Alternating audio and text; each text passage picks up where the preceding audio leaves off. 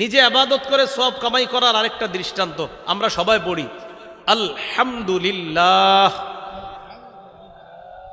এই যে আপনারা নিজে নিজে পড়েন আলহামদুলিল্লাহি রাব্বিল আলামিন, যতটা অক্ষর আছে প্রতিটা অক্ষরে আপনি সওয়াব পেয়ে যাবেন। তিরমিজির 2910 নম্বর হাদিস, রাসূলুল্লাহ সাল্লাল্লাহু আলাইহি সাল্লাম বলেন, মান ক্বারাআ হারফাম মিন কিতাবিল্লাহ ফালাহু বিহি হাসানাহ ওয়াল হাসানাতু বিআশরি আমসালিহা। কেউ যদি কোরআনের একটি অক্ষর পড়ে তার আমলনামায় 10টি নেকি লিপিবদ্ধ হবে। এই জন্য কোরআন পড়বেন। মসজিদে বৈশা রয়েছেন সুন্নত পইরা, এখনো 10 মিনিট বাকি আছে জামাতের কাজ, সময়গুলা কাজে লাগান। আলাপ করেন না, গল্প করেন না, সুবহানাল্লাহ পড়েন। হুজুর অনেকক্ষণ পড়ছি, আলহামদুলিল্লাহ পড়েন, লা ইলাহা ইল্লাল্লাহ পড়েন, আল্লাহু আকবার পড়েন। হুজুর সব পড়ছি, এরপরেও সময় রয়ে গেছে। সামনে মসজিদের সামনে কোরআন আছে, আমপারা আছে, ওইটা নেন।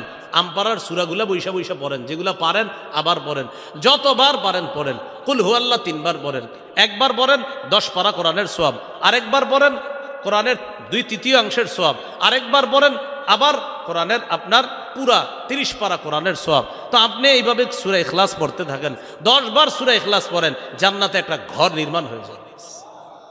তো আপনার 10 মিনিট বাকি আছে, গল্প গুজব না করে জান্নাতে ঘর বানাইতে থাকেন। কি করবেন? দুনিয়াতে না পারলেও জান্নাতে বানাইতে থাকেন। কুল আল্লাহু আহাদ কয়বার? 10 বার। 10 বার পড়বেন, জান্নাতে একটা ঘর। 10 বার পড়বেন, জান্নাতে একটা ঘর। সুবহানাল্লাহ। এই জন্য মাঝে মাঝে 10 তলা 20 তলার দিকে যখন দুনিয়াতে তাকাইবেন, তাকানোর পর মনের মধ্যে যখন আফসোস আসবে, 10 তলা বিল্ডিংটা যদি আমার হইতো, সাথে সাথে 10 বার সূরা ইখলাস পড়বেন, পইরা 10 তলার দিকে তাকায় বলবেন, তুমি 10 তলা তো কি হয়েছে, আমিও জান্নাতে একটা বানাইছি।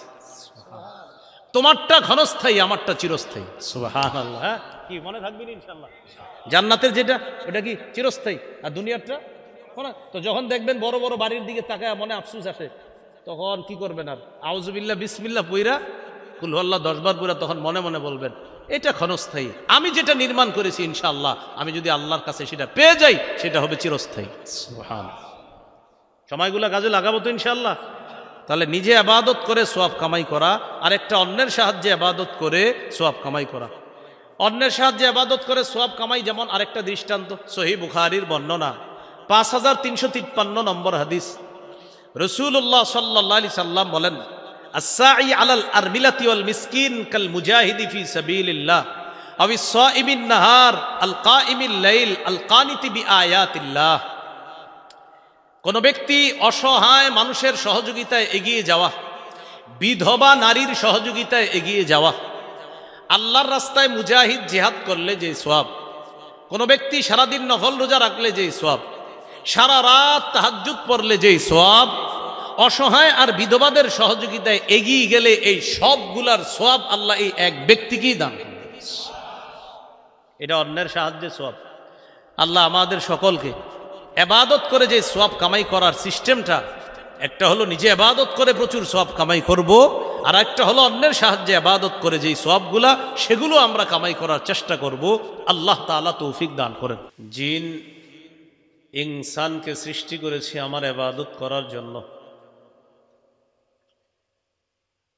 প্রশ্ন আসে, ইবাদত কতদিন করব?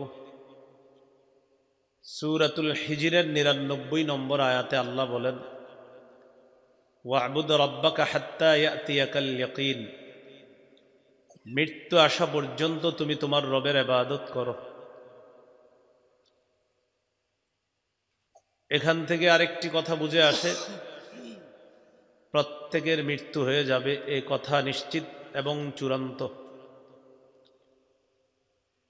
সূরা আনকাবুতের 57 নম্বর আয়াতে আল্লাহ বলেন, কুল্লু নাফসিন যায়িকাতুল মাউত। প্রতিটি নফস মৃত্যুর স্বাদ গ্রহণ করবে। 3টি গুরুত্বপূর্ণ কথা আমরা ইতিমধ্যে শিখে ফেললাম। আমি আপনি এখানে আমরা যারা আছি এবং সারা পৃথিবীর যত জিন ইনসান আছে, সকলকে আল্লাহ সৃষ্টি করেছেন ইবাদত করার জন্য। দ্বিতীয় যে বিষয়টি শিখলাম, ইবাদত করব কতদিন? মৃত্যু পর্যন্ত। তৃতীয় যে বিষয়টি শিখলাম, প্রতিটি নফস মৃত্যুর স্বাদ গ্রহণ করবে। কোনো মানুষ যদি পলায়ন করে মৃত্যু থেকে, এই পলায়ন তার কোনো কাজে আসবে না। সূরা আহজাবের 16 নম্বর আয়াতে আল্লাহ বলেন, কুল লা ইয়ানফাকুমুল ফিরারু ইন ফারারতুম মিনাল মাউত। নবী আপনি বলে দিন, যদি তোমরা মৃত্যু থেকে পালিয়ে বেড়াও, এই পালিয়ে বেড়ানো তোমাদের কিছুতেই কোনো কাজে আসবে না। সূরা নিসার 78 নম্বর আয়াতে আল্লাহ বলেন, আইনামা তাকুনু ইউদরিকুমুল মাউত। তোমরা যেখানেই থাকো মৃত্যু তোমাদেরকে পাকড়াও করবে। সূরা জুমুয়ার 8 নম্বর আয়াতে আল্লাহ বলেন, কুল ইন্নাল মাউতাল্লাযী তাফিররুনা মিনহু ফাইন্নাহু মুলাকীকুম।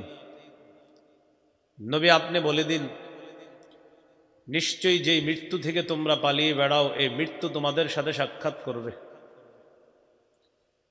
সূরা আরাফের 34 এবং সূরা ইউনুসের 49 নম্বর আয়াতে আল্লাহ বলেন,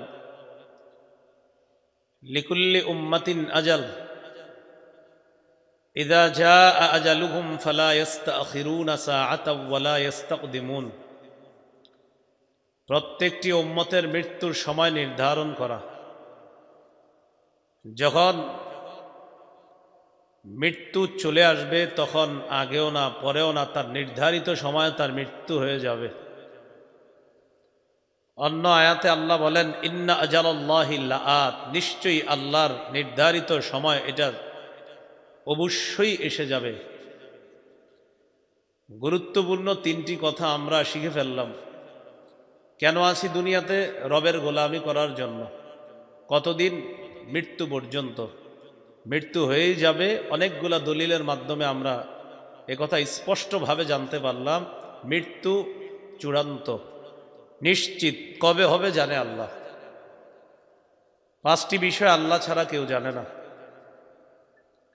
21 পারা 13 নম্বর পৃষ্ঠা সূরা লোকমানের শেষের দিকে আল্লাহ বলেন, ইন্নাল্লাহা ইনদাহু ইলমুস সাআহ। কিয়ামত কখন হবে এই বিষয়টা আল্লাহর কাছে আছে। কিয়ামতের জ্ঞান এটা আল্লাহর কাছে। 2 নম্বর, ইউনাজ্জিলুল গাইস। বৃষ্টি কখন আল্লাহ নাজিল করবেন, কি পরিমাণ নাজিল করবেন, এটা আল্লাহ জানেন। 3 নম্বর, ওয়ায়ালামু মা ফিল আরহাম। মায়ের পেটের সন্তান, রেহেমের সন্তান, ছেলে হবে না মেয়ে হবে, আকৃতি আসার আগ পর্যন্ত সেটা আল্লাহ বলতে পারবেন এটা কি ছেলে না মেয়ে। আকৃতি আসলে মেশিনই ধরা খায়, কিন্তু আকৃতি আসার আগ পর্যন্ত এটা কি ছেলে হবে না মেয়ে হবে শুধু জানেন আল্লাহ। 4 নম্বর, ওয়ামা তাদরি নাফসুম মাযা তাকসিবু গাদা। কোনো মানুষ জানে না আগামীকাল কি উপার্জন করবে। আমার আপনার আশা থাকে কালকে আমি এটা এটা কামাই করব, এই করব, এটা আশা থাকতে পারে, তবে আসলে কি হবে এটা আল্লাহ জানে। 5 নম্বর, ওমা তাদরি নাফসুম বিআইয়ি আরদিন তামুত। কোনো মানুষ জানে না কোথায় কোন জমিনে সে মৃত্যুবরণ করবে। 5টি বিষয় আল্লাহর কাছে আছে। 5টি বিষয়ের জ্ঞান শুধু আল্লাহর কাছে। এই 5টির মধ্যে একটি হলো মৃত্যু। মৃত্যু কখন কোন জমিনে কোথায় হবে এটা জানেন আল্লাহ, তবে হবে এই কথা নিশ্চিত। কখন হবে জানেন আল্লাহ। আবার চলে আসি 3 কথায়। কেন দুনিয়াতে আসি? আল্লাহর গোলামি করব। 2 নম্বর, কতদিন গোলামি করব? মৃত্যু পর্যন্ত। 3 নম্বর, মৃত্যু হয়েই যাবে এ কথাই চূড়ান্ত সত্য কথা এবং চিরসত্য কথা এবং এটাই নিশ্চিত কথা। এই হলো আজকের আলোচনার ভূমিকা। মূল আলোচনা আমি আপনাদের সামনে 5টি কথা বলবো ইবাদত সম্পর্কে। কেন সৃষ্টি করেছেন? ইবাদত। এই ইবাদত সম্পর্কে 5টি কথা বলবো। 5 কথা শেষ হবে, আলোচনাটিও শেষ হয়ে যাবে ইনশাআল্লাহ। মনোযোগ সহকারে আলোচনাটি শুনলে আশা করি আমি এবং আপনারা আমরা উভয়ে মিলেমিশে কিছু কথা শিখতে পারবো ইনশাআল্লাহ। 1 নম্বর, ইবাদতের আবিধানিক পারিভাষিক অর্থ। 2 নম্বর, পবিত্র কোরআনে ইবাদত মৌলিকভাবে কত প্রকার। 3 নম্বর, হাদিসে ইবাদত সম্পর্কে কি বলা হয়েছে। 4 নম্বর, উপকারিতা লাভের দিক থেকে ইবাদত কত প্রকার। 5 নম্বর, আমরা কয় মাধ্যমে ইবাদত করি। বাস এই 5টি আলোচনা হবে। প্রথম আলোচনা ইবাদতের আবিধানিক পারিভাষিক অর্থ। একটা কিতাব আছে নাম আল উবুদিয়্যা, এটার বাংলা হলো দাসত্ব বা গোলামি। এই কিতাবের 23 নম্বর পৃষ্ঠা আছে। ইবাদতের আসল অর্থ হলো আয-যুল্লু, নত হওয়া, বিনয়ী হওয়া, নম্র হওয়া। আল ইবাদা ফিল ইসলাম একটা কিতাব আছে, এই কিতাবের 28 নম্বর পৃষ্ঠা আছে। কুল্লু খুদুইন লাইসা ফাওকাহু খুদুউন। ইবাদত বলা হয় প্রত্যেক এমন বিনয়কে যেই বিনয়ের পর আর বিনয়ী হওয়া যায় না, এটাকে বলা হয় ইবাদত। এই কিতাবেরই 30 নম্বর পৃষ্ঠা আছে।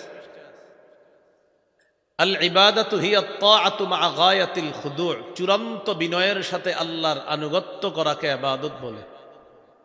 যেমন একটু আগে এসে দেখেছি আপনারা এশার সালাত জামাতে আদায় করেছেন।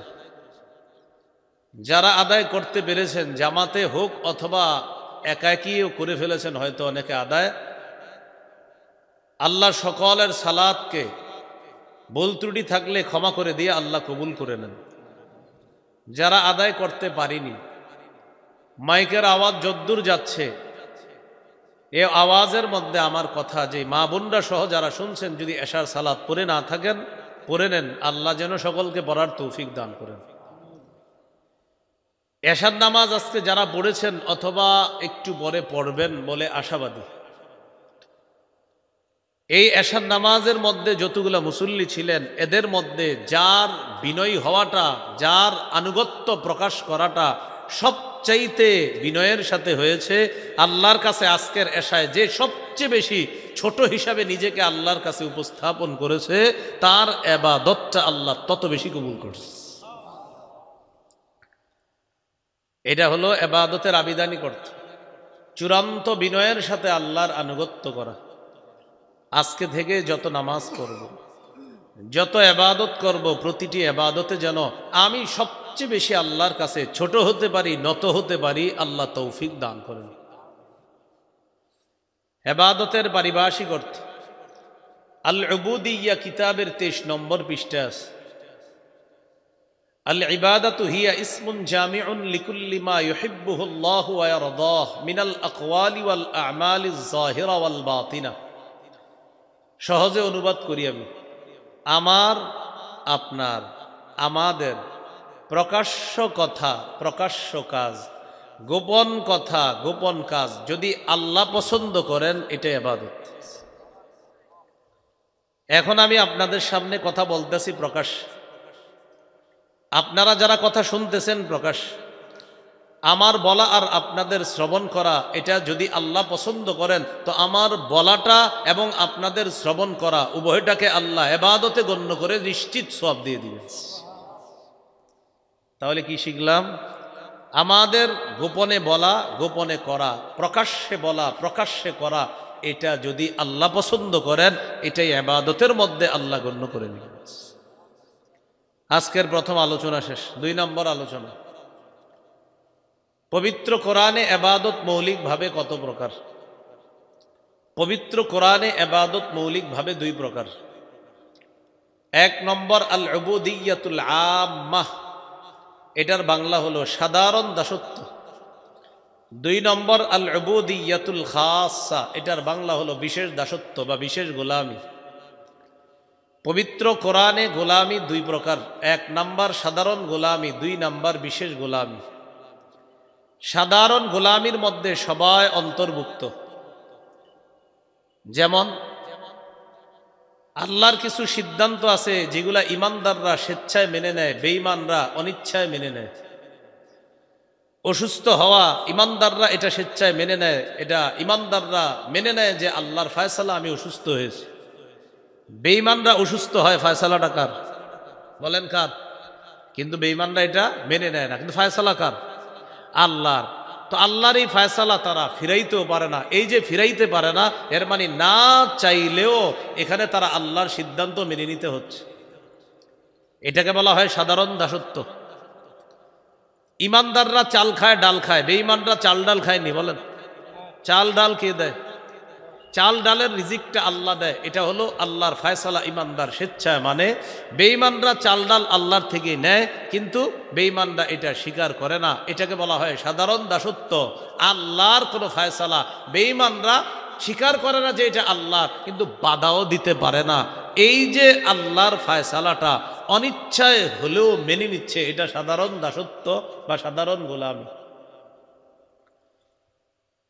সূরা মারিয়ামের 93 নম্বর আয়াতে আল্লাহ বলেন, ইন কুল্লু মান ফিস সামাওয়াতি ওয়াল আরদি ইল্লা আতির রহমানি আবদা। আসমান জমিনের যত মানুষ আছে, আসমান জমিনের যারা আছে, সবাই রহমানের কাছে দাস রূপে উপস্থিত হবে, সবাই রহমানের কাছে দাস হয়ে উপস্থিত হবে।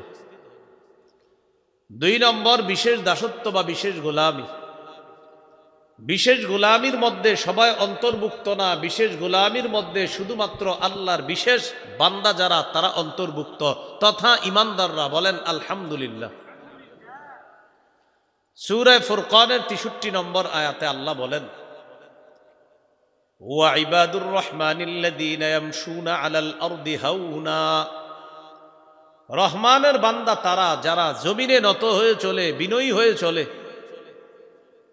দুনিয়ার মধ্যে সবাই নত হয়ে চলে না, ইমানদার যারা আল্লাহর কাছে আত্মসমর্পণকারী মুসলমান, তারা বিনয়ী হয়ে চলে। এই বিনয়ী মানুষগুলাকে আল্লাহ বিশেষ মর্যাদায় আল্লাহর জান্নাত দান করবেন, কারণ তারা বিশেষ। বলেন তারা কি? আল্লাহ আমাকে আপনাকে সকলকে বিশেষ বান্দা হয়ে যেন আল্লাহ তাআলার বিশেষ বান্দা হিসাবে জান্নাতে যেতে পারি, আল্লাহ তৌফিক দান করেন। এ হলো আজকের 2 নম্বর আলোচনা। আজকের 3 নম্বর আলোচনা, পবিত্র হাদিসে ইবাদত সম্পর্কে কি বলা হয়েছে, এই ব্যাপারে কয়েকটি দৃষ্টান্ত আমরা জানব। দৃষ্টান্ত নাম্বার 1, আবু দাউদের 1479 নম্বর হাদিস। রাসূলুল্লাহ সাল্লাল্লাহু আলাইহি ওয়াসাল্লাম বলেন, আদ-দুআউ হুয়াল ইবাদা। দোয়া করাটা এটাও একটা ইবাদত, দোয়া করাটাই ইবাদত। জুতা কিনতে গেলেন, আল্লাহকে বললেন, আল্লাহ আমি জুতা কিনবো, আমার জুতাটা যেন ভালো হয়, এটা আল্লাহকে বললেন। এই যে বললেন আল্লাহকে, এটাই ইবাদত হয়ে গেছে, সওয়াব পেয়ে গেছে। আল্লাহ আমার জুতার ফিতা ছিঁড়ে গিয়েছে, আমি জুতার ফিতা ক্রয় করার জন্য বাজারে যাচ্ছি, এটা যেন ভালো মানের একটা ফিতা পাই, এটা আল্লাহকে বলছেন আপনি। বাস এই যে বললেন, ইবাদত হয়ে গেছে, সওয়াব পেয়ে গেছে। আল্লাহ আমি একটা সুই ক্রয় করার জন্য বাজারে যাচ্ছি, আমার এই সুইটা যেন মানুষের জন্য ক্ষতিকারক না হয়, আল্লাহকে যে আপনি বললেন, এই বলাটা ইবাদতের অন্তর্ভুক্ত হয়ে গেছে। মনে থাকবে কথাগুলা? আল্লাহ আমি আমার অসুস্থ খালাকে, মামাকে দেখার জন্য রওনা করলাম, আমার সফরকে আপনি সহজ করে দিয়েন, নিরাপদ করে দিয়েন, আমি যেন নিরাপত্তার সাথে নিরাপদে জান মালের অ্যাক্সিডেন্ট থেকে হেফাজত হয়ে আমি আমার অসুস্থ খালাকে দেখে আবার যেন আমি নিরাপদে ফিরে আসতে পারি। এটা আল্লাহকে আপনি বললেন, আপনি এই বলাটা ইবাদতে গণ্য হয়ে গেছে, আপনি সওয়াব পেয়ে গেছেন। এটা কি বলেন? আল্লাহকে আপনি বললেন, আল্লাহ আমি এখন একটা টিস্যু ক্রয় করব, এই টিস্যুটা যেন আমার নাকের জন্য ক্ষতিকারক না হয়, এটার ঘ্রাণ যেন আমার জন্য কোনো অস্বস্তির কারণ না হয়, এটা আল্লাহকে বললেন, এটাও আপনার ইবাদতে গণ্য হয়ে যাবে। এই জন্য বুঝাইতে চাইলাম, দোয়া করা ইবাদত, ছোট থেকে ছোট এগুলাও রাসূল সাল্লাল্লাহু আলাইহি সাল্লাম বলছে আল্লাহর কাছে চাও। এই জন্য আল্লাহর কাছে খুব বেশি পরিমাণে দোয়া করা, চাওয়া। কত পরিমাণ চাইবেন? আমার পাশে যিনি বসা আলেমে দিন, তিনি যদি আমাকে 3-4 বার ডাক দেয়, 5 বারের বার আমি রাগ হয়ে বলবো, কি হয়েছে আপনি বলেন, এতবার ডাকেন কেন, রাগ হয়ে যাবে। একবারে বলবো বলেন, আবার বলবে বলবো বলেন, আবার বলবে বলবো বলেন, আবার বললে একটু রাগ হয়ে বলবো হ্যাঁ বলেন, আবার বললে আরে কি হয়েছে বলেন। মানুষকে বারবার ডাকলে মানুষ রাগ করে, আল্লাহকে না ডাকলে আল্লাহ রাগ করে। মানুষকে বারবার ডাকলে রাগ হয়ে যায়, এত বেটার বেটার করেন কেন, ভুলে ফেলে। আল্লাহকে না ডাকলে আল্লাহ রাগ করে, সুবহানাল্লাহ। এটাই খালেক আর মাখলুকের পার্থক্য। মাখলুককে বারবার ডাকলে মাখলুক মেজাজ খারাপ করে, খালেককে না ডাকলে খালেক রাগ হয়ে যায়। মান লাম ইয়াসআলিল্লাহ ইয়াগদাব আলাইহি। রাসূলুল্লাহ সাল্লাল্লাহু আলাইহি সাল্লাম বলেন, আল্লাহর কাছে না চাইলে আল্লাহ রাগ করে, মানুষের কাছে বারবার চাইলে মানুষ রাগ করে। ভিক্ষুক একবার, দুইবার, তিন, চারবার, পাঁচবার চাইলে রাগ করে বলে, এ বেটা তোরে কতবার দিব, যা। আমার রবের কাছে না চাইলে রব রাগ করে। এবার আপনারা আমারে বলেন, রবকে কতবার ডাকা দরকার? বলেন হিসাব ছাড়া। বলেন কতবার ডাকা দরকার? কারণ আমার রব না ডাকলে রাগ করে। এই জন্য আল্লাহর কাছে খুব বেশি দোয়া করা। এখানে গুরুত্বপূর্ণ একটি কথা আপনাদেরকে বলি।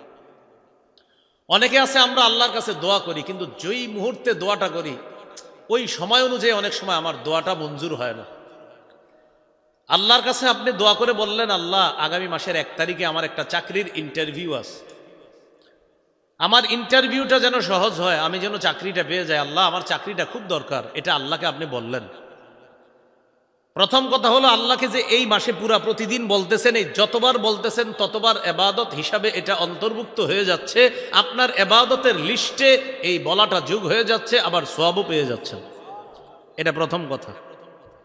দ্বিতীয় কথা, আগামী মাসের 1 তারিখে ইন্টারভিউ দিছেন, চাকরি হয়নি, ইন্টারভিউ ভালো হয়নি। এখন আপনি ইমাম সাহেবরা এসে ধরছেন, হুজুর এতবার কইলাম, কহিল না তো।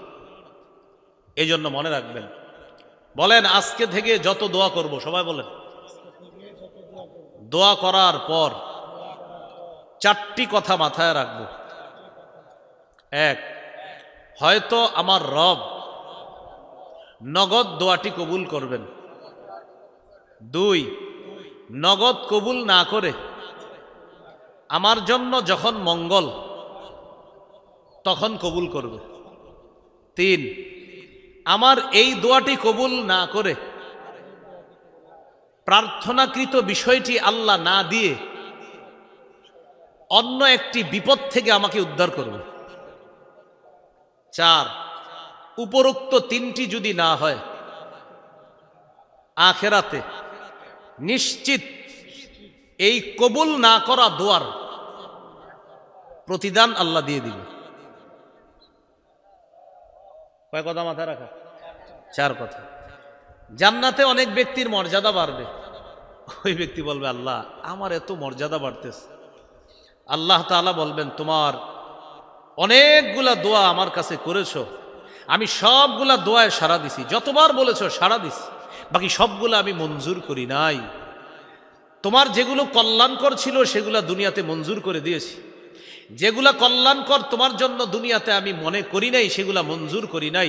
এখন মঞ্জুর যেহেতু করি নাই, আখেরাতে তোমাকে দিয়ে দিলাম, এই কারণে তোমার এত মর্যাদা আমি বাড়ায় দিলাম। কোন বর্ণনায় এসেছে ওই ব্যক্তি তখন বলবে, ইস দুনিয়াতে যদি আমার আরো কিছু দোয়া কবুল না হইতো তো মর্যাদা আরো বাড়ত।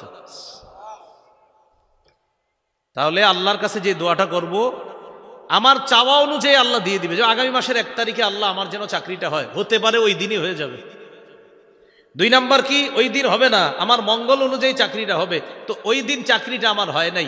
2 মাস 3 মাস পরে আমি আরেকটা ইন্টারভিউ দিছি, ওটার বেতন 50, আগের চাকরির বেতন ছিল 30,000, 30,000 ওয়ালা চাকরিটা আল্লাহ আমাকে ব্যবস্থা করে দেয় নাই। 2 মাস পরে 50,000 বেতনের চাকরিটা আল্লাহ ব্যবস্থা করে দিছে। তাহলে বলেন তো রবের ফায়সালা কল্যাণকর কিনা?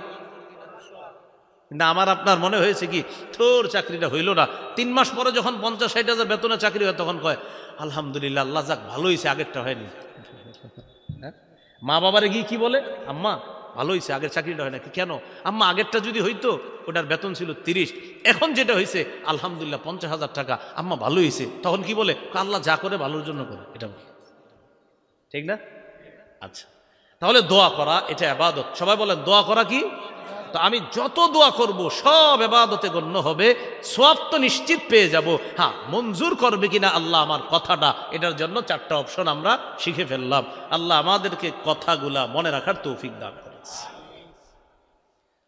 তিরমিজির হাদিস 2201 নম্বর হাদিস। এই হাদিসের মধ্যে আসছে রাসূলুল্লাহ সাল্লাল্লাহু আলাইহি সাল্লাম বলেন, আল ইবাদাতু ফিল হারজি কাহিজরাতিন ইলাইয়া। ফিতনার জামানায় আমার কোন উম্মত ইবাদত করা আমি নবীর কাছে হিজরত করার সমতুল্য হয়ে যায়। আমরা এখন কলহ বিপর্যয় আর ফিতনার জামানায় আছি। এই জামানায় যারা আল্লাহর ইবাদত 1 মিনিট করতে পারতেছেন, শুকরিয়া আদায় করবেন। যে আধা মিনিট আল্লাহর ইবাদত করতেছে তার চাইতে আল্লাহ আপনাকে আধা মিনিট বেশি তৌফিক দান করছেন। যে ব্যক্তি আল্লাহকে 100 বার ডাকার সুযোগ পেয়েছেন, সুযোগ পাওয়ার পর শুকরিয়া আদায় করবেন যে 99 বার রবকে ডেকেছে, আলহামদুলিল্লাহ, আল্লাহ ওর চেয়ে একবার আমাকে বেশি স্মরণ করার তৌফিক দান করছে। যে 100 বার 1000 বার আল্লাহকে ডাকার সুযোগ পাবেন, শুকরিয়া আদায় করবেন। 999 বার যে রবকে স্মরণ করতে পারছে, শুকরিয়া আল্লাহ, আপনি তার চেয়ে একবার বেশি আমাকে তৌফিক দিয়েছেন। বুঝাইতে চাইলাম, মসজিদে যিনি আইসা আধা ঘন্টা বসে আছেন, আপনি শুকরিয়া আদায় করবেন ওই ব্যক্তির চেয়ে আল্লাহ আপনাকে বেশি তৌফিক দান করেছেন যে 25 মিনিট মসজিদে ছিল। আপনি শুকরিয়া আদায় করবেন, আলহামদুলিল্লাহ, আজকে আমি আধা ঘন্টা ছিলাম, অন্যজন 25 মিনিট ছিল। রব আপনার শুকরিয়া, আধা ঘন্টা তো আমার কোনো গুনাহ হয় নাই, শুকরিয়া আদায় করবেন। এটা কি বুঝাইলাম? ইবাদতের সুযোগ যত বেশি পাইবেন এই জামানায়, আপনি শুকরিয়া আদায় করবেন। কেন? নবী বলছে এটা ফিতনার জামানা। এই জামানায় ইবাদত করাটা আমি নবীর কাছে হিজরত করার সমতুল্য। আবু দাউদের হাদিস আছে, নবীজি বলেন, শেষ জামানায়, ফিতনার জামানায় আমার এক উম্মত ইবাদত করলে আল্লাহ তাআলা তাকে 50 জনের সওয়াব দান করবেন। সাহাবীগণ নবীজির সামনে, সাহাবীগণ প্রশ্ন করলেন, আজরু 50, হুজুর আপনি যে বললেন 50 জনের সওয়াব দান করবে, এই 50 জন কারা? এটা কি ওই যুগের 50 জন নাকি আমাদের 50 জন? কথার কথা, এই এলাকার কেউ ইবাদত করলেন, তাকে আল্লাহ 50 জনের নেকি দান করলেন। এখন এই 50 জন কি আপনার এই এলাকার নাকি নবীর সামনে যারা ছিল তাদের? নবীজি বললেন, শোনো, আজরু 50 মিনকুম, তোমরা 50 জন ইবাদত করলে যেই সওয়াব পাইতা, তোমাদের 50 জনের নেকি ফিতনার জামানায় আমার এক উম্মতকে আল্লাহ দান করবেন। এই জন্য এই জামানায় ইবাদত এক তো করতে পারা, রবের শুকরিয়া বেশি আদায় করবেন আর বলবেন, আল্লাহ আজকের চেয়ে কালকে যেন একটু আপনারে বেশি স্মরণ করতে পারি, আপনি তৌফিক দিয়েন। পরের দিন আল্লাহকে বলবেন, আল্লাহ আপনার শুকরিয়া, গত 2 দিন আমারে যে পরিমাণ তৌফিক দিয়েছেন ইবাদত করার, আগামীকালকে যেন আরেকটু বেশি পারি। মাবুদ, আমি ফিতনার জামানায় আছি, এই জামানায় ইবাদত করা আপনার নবীর কাছে হিজরত করার মতো, এই জামানায় ইবাদত করা 50 জনের নেকির সমপরিমাণ। আল্লাহ এই সুযোগগুলো যেন আমি গ্রহণ করতে পারি, আপনি আমাকে বেশি থেকে বেশি তৌফিক দান করুন। সবকিছুর কৃতিত্ব কাকে দেওয়া? ইবাদত করতে পারার কৃতিত্ব আল্লাহকে দেওয়া, আবার ভবিষ্যতে করতে যেন পারি এটাও আল্লাহর কাছে চাওয়া। এই জন্য তো আল্লাহ আমাদেরকে সূরা ফাতিহায় শিখিয়ে দিস, ইয়্যাকা না'বুদু ওয়া ইয়্যাকা নাস্তাঈন। অর্থ কি? আমরা আপনারই ইবাদত করি এবং আপনার কাছেই সাহায্য চাই। এর মানে কি? এর মানে তাফসীর এটাও একটা, এই যে এশার নামাজ পড়লাম, আল্লাহ আমরা আপনারই ইবাদত করি, এর মানে এশার নামাজটা এটা আপনার ইবাদত। ওয়া ইয়্যাকা নাস্তাঈন, আবার আপনার কাছেই সাহায্য চাই। এর মানে হলো আল্লাহ আগামী যে ফজরের নামাজটা আছে এটা যেন পড়তে পারি, আপনার কাছে অগ্রিম সাহায্য চেয়ে রাখলাম, আপনি তৌফিক দিন। এটা ইয়্যাকা না'বুদু ওয়া ইয়্যাকা নাস্তাঈন অনেকগুলো তাফসীরের এটা একটা তাফসীর, যে আল্লাহ আপনার তো ইবাদত করি আমরা, এই যে নগদ ইবাদত করতেছি, পরবর্তী ইবাদতটা যেন করতে পারি। ওয়া ইয়্যাকা নাস্তাঈন, সাহায্য চাই আপনার কাছে, আপনি তৌফিক দিয়েন যেন পরের ইবাদতটা করতে পারি। আরেকটা হাদিস শুনেন, মুসনাদে আহমদ হাদিসের কিতাব 6895 নম্বর হাদিস। এই হাদিসের মধ্যে আসছে রাসূলুল্লাহ সাল্লাল্লাহু আলাইহি সাল্লাম বলেন, ইন্নাল আবদা ইযা কানা আলা তরিকাতিন হাসানাতিন মিনাল ইবাদাহ সুম্মা মারিদা কিলা লিল মালাকিল মুআক্কালি বিহি উকতুব বিমিসলি আমালিহি ইযা কানা তলিকা। কোন ব্যক্তি ইবাদতের সুন্দর একটা পদ্ধতি গ্রহণ করেছে, এই ব্যক্তি নিয়মিত ইবাদতটা করে, সুম্মা মারিদ, একদিন অসুস্থ হয়ে গেছে। এইখানে যারা আছেন, অভ্যাস আছে একজনের নিয়মিত 10 পৃষ্ঠা কোরআন তেলাওয়াত করে, ফজরের পরে 10 পৃষ্ঠা পড়ে, মাগরিবের পরে 10 পৃষ্ঠা নিয়মিত উনি 1 পারা কোরআন তেলাওয়াত করে, কথার কথা বললাম। অথবা সকালে 5 পৃষ্ঠা, সন্ধ্যায় 5 পৃষ্ঠা, এইভাবে নিয়মিত 10 পৃষ্ঠা কোরআন তথা আধা পারা কোরআন পড়ে নিয়মিত। এখন এই ব্যক্তি ইবাদত করে, প্রতিদিন কোরআন পড়ে, রব খুশি হয়। একদিন অসুস্থ হয়ে গেছে, এই দিন আর কোরআন পড়তে পারতেছে না।